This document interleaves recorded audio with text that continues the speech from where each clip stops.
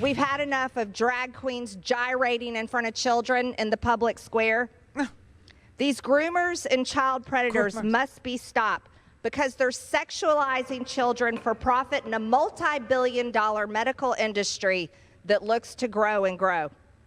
Something must be done to protect the sacred identity of children because God made children. God made all of us, male and female, in his image he made us.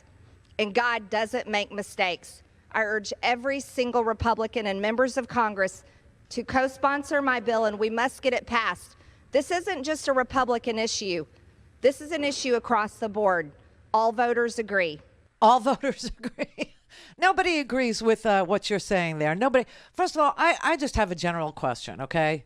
I just have a general question. If God made men and women in his image, what sex is God? Okay, just a question. That's all it is. It's just something to ponder while we're still allowed to have ideas, while we're still allowed to not suppress our own ideas, while we're still allowed to just, say, I have a question. I'm just glad that this new majority Republican House is not wasting our time and spending time with meaningful, purposeful legislation that's going to help the country. Well, whatever happened to, they were going to beat back inflation. Whatever happened to, they were going to do a crime bill. Whatever happened to, there was something that we needed to do on, immigration reform or any of the things, high crime. This is what they ran on. And what they're governing on is discrimination and hatred, pure, unadulterated taking away of civil rights and liberties and freedom and ideas and creativity and imagination. That is no longer allowed in today's Republican Party. In fact, Democrats are no longer allowed in today's Republican Party. That is what the Florida GOP is telling you. That is what they are legislating. It's not just that they're opining on the TV. It's not. They are backing all this crud up with pieces of legislation. Somehow they shifted from hating on gay people to now hating on drag queens. I don't know what is next. They hate Democrats now to the point where they feel very free to say out loud, at least in this state, which is shaped like either a gun that's being held to your head or a giant phallus. Okay, I don't know. But now they feel very free in this particular state to say women cannot get an abortion after 6 weeks, and there's no exception for fetal abnormalities.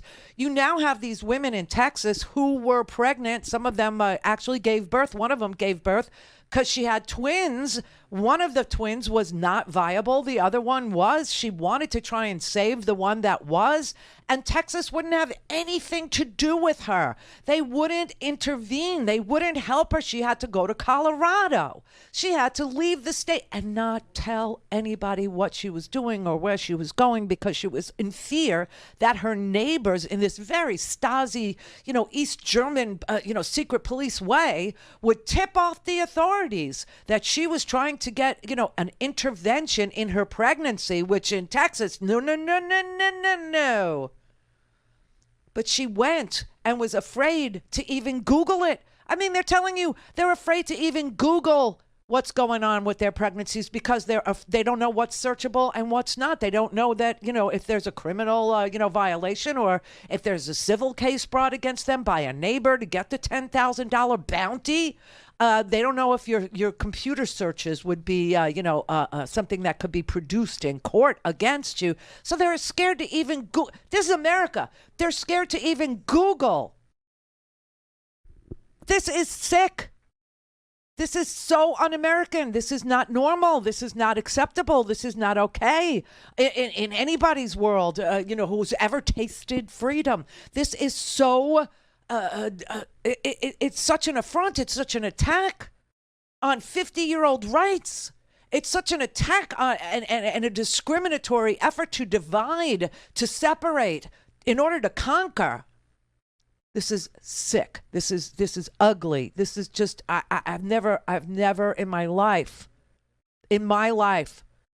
have seen such an attack on things that we all took for granted. Hi, I'm Chef Shanti, and today in the Organic Kitchen, I'm going to be showing you how to make my favorite breakfast burrito.